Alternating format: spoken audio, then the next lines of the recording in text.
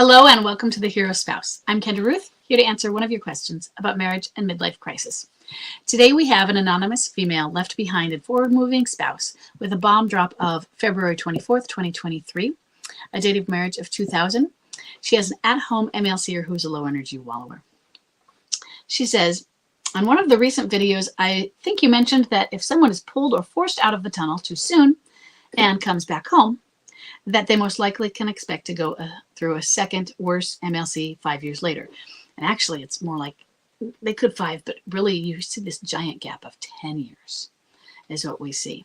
If it's only a couple of years, I'll say it's the arc of the same crisis, and there were still things going on maybe you didn't recognize, but it could be 5 years later. But I see these 10-year gaps where you think, whew, we really made it. So my question is for those of us who have an at-home MLCer who maybe came home too early. Mine moved out for a week. What can we do? So first thing, what you are doing right now is you are not saying, hey, he got yanked, forced out of the tunnel. So, and you phrase that, forced out of the tunnel, rather than saying they come home. Because you can have an MLCer who just goes through their midlife crisis at home, or large parts of it, okay? So that's what you have. You don't have one who, he's not through it. You're not rebuilding and working on it or thinking you are. You have an at-home MLCer and they're hard because they're home. And you have somebody who is showing depression, I'm assuming, because that's what low energy wallowers are, he is overtly depressed. Covert would mean he's secret depression. And it's not really like they're keeping it a secret, but it's a high energy, so we can't tell that that's a depression. But he's showing the signs that you think mean, oh, that person is obviously depressed. So, yeah, he came home, but it's not that it's too soon or not. He didn't really move out. He tried it. It didn't work for him. He's a low energy wallower. He feels safer at home. He can avoid it at home, and that's his job, to go through his crisis. It is not your job to push, pull, get him through it. You have to just give him space. Hands off, you let go, and it's really hard when somebody's right there in the house. So the first thing, and I could be wrong, I'm going to assume that maybe he doesn't have an affair partner right now. It's a lot harder for low energy wallowers to maintain that. They could become high energy, not always, but and if they do have an affair partner, it might not go limerent. It's just kind of this thing in the background versus the high energy limerence. I love her. She's my soulmate. That sort of thing. Okay. So that does not mean you kick him out. I don't think in the grand scheme of things, you have a reason to kick him out. I mean, you can kick anybody out. You can say, I don't want to be married to you. But you want your MLCer at home eventually. I mean, I know you want him when he's not an MLC. So I prefer that MLCers choose to leave on their own. And it could come to a point where either it's so toxic, it's better if you just do it because it's of the toxicity, or he's cake eating, and that's usually involved. He wants to live at home and maybe be with you and sleep with you even. And by sleep, I mean sleep or have sex with you, but they're in the same bed at least. And even in the same house, you're playing happy family. Even if behind the closed bedroom doors, nothing is going on. Either way, they want to do that, cake eating, and live in the world with the MLC, with the alienator as well. One foot in both worlds, or a foot in both worlds. Okay, that's cake eating, and that's when you say you're being inappropriate, and this inappropriate, it's a form of abuse, but you're being an inappropriate spouse, and you need to leave. You are allowed to return when, and that is when you choose to be an appropriate spouse, and you may or may not have said, and that means when you commit to the marriage, and committing means monogamy. Committing means you get rid of any alienators that are out there, that sort of thing. But he's not, so I'm supposing he's not doing that. He's just depressed and at home and not doing anything. What do I do? So that doesn't mean you have to kick him out. You kick him out if I can't handle this anymore. I can't. I'm walking on eggshells and I'm getting anxious. I'm shaking all of the time.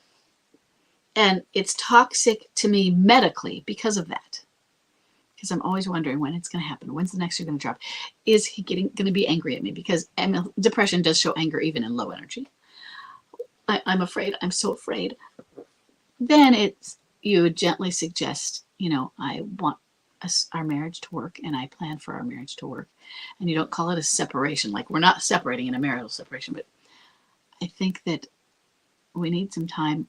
I need some time away from you to heal because I've been doing this caregiving for you and you're depressed and it's starting to affect me emotionally. I'm starting to have anxiety over it.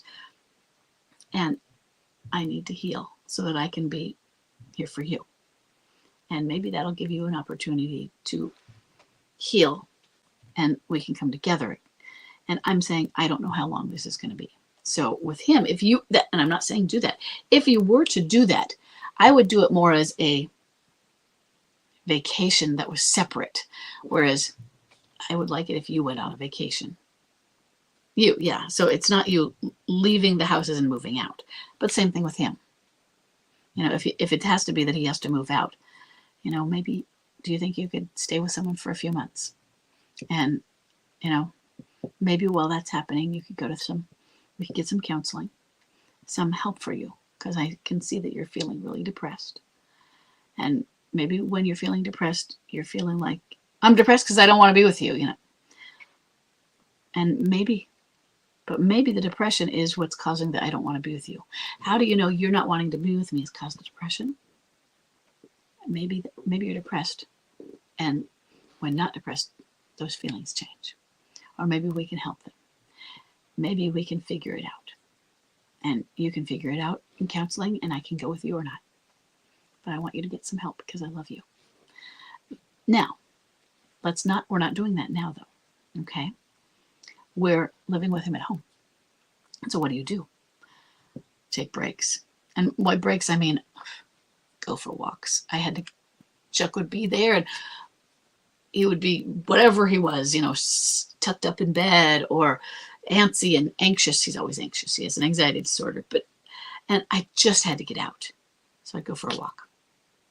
Or I'd go down to the metaphysical bookstore where they had the lovely fountain and I would sit there. I would just get out of the house for a while just to escape and get into an environment where I felt I don't have to be anxious myself and I can breathe. Okay. So that's what you're going to do. Or you can also take vacations alone. Maybe just a weekend. Go see friends. And not always because you're trying to get away from him. Don't make it seem I'm trying to get away from you, but you need breaks. It is much harder to detach with an MLCer there. And so I want you to put some way of getting your own space into your life. And that's also a way of giving him space. Because it's important for both of you. It's important not to pressure him. He's going to resist getting better. He's going to avoid because that's what they do. And your job, unfortunately, right now is to accept that. Because you can't change it. You can't make him stop avoiding. In fact, the more you try, the more they avoid. Like, can you stop chasing me around the house and telling me what I have to do and that I have to go to therapy? And they slam the door and then behind the door they're going, oh God. If it were me, I might be on the exact side of the other door. The little scene in Frozen where Anna's on one side and Anna's on the other. So there's really only this much space between them because it's a door. And he's just like, whew, because it was feeling pestered, like a fly was buzzing around it. So we leave them alone in that. And that doesn't mean you leave them alone all the time. It doesn't mean they don't want to be with you. But we leave their emotions to them. And we hold their feet to the fire if they're raging at us and say that's inappropriate. We set boundaries. Like you said, he's dealing with trauma. And if you say it and he dismisses you or ignores it or starts to get mad at you, it's because he's being a pufferfish to get you away. It's like, okay, you know what? I'm sorry. You know what you've got to deal with and it's yours. You have to accept that he doesn't want to deal with it. He might not want to share it. It's scary to deal with that. What is he going to discover in that trauma? What does he have to admit to? And by admit to, I don't mean admit to things that he did, but maybe things that were done to him. And he's embarrassed and he feels ashamed, even though you know, if you were sexually abused as a child, say, even though as an adult you know it's not your fault, the emotions don't feel that way. The emotions of shame are still present. How did you let it happen? Why did you let it happen? Why didn't you tell somebody? Why didn't you tell me? Why haven't you told me this sooner? Some of it because it was repressed and you didn't even remember it. So I also don't want you to feel hurt that he doesn't talk to you about it. Okay? Because he has to work through it. And so some of the answer is, as you said, is the answer to not do. And for everyone, do is in capitalized. Focusing on that word, do anything. You just let it be. Yeah. And you just continue to let time and patience do their thing. Yeah. And while you do that, you understand that his job is to, you're going to look at him going, it's like he's not progressing. It's like he's getting worse. That's part of it. Okay. And this is part of it. And everything I want you to be rooted in empathy with him. Rooted in empathy. Grace. Doesn't mean that you don't have boundaries. You do. You have boundaries, but empathy. Okay. And you reassure him that you are there for him, that you love him. And if you do suggest he leave and he does it, or if you do have to get to a point where you kicked him out and it wasn't because of suddenly an alienator and cake eating, but it was the other reason, because that would be a different tone of voice. But empathy. I'm not saying you can't come home and live here, but right now, for your health and mine, so that we can come together strong. I'm suggesting this because I want us to work together. I want to save our marriage. And I think to save it, we have to have some space for our own healing. So, yep, be patient. Okay, I'm sorry. Patience is a virtue, right? So I hope this is helpful. And I will see everybody in the next question.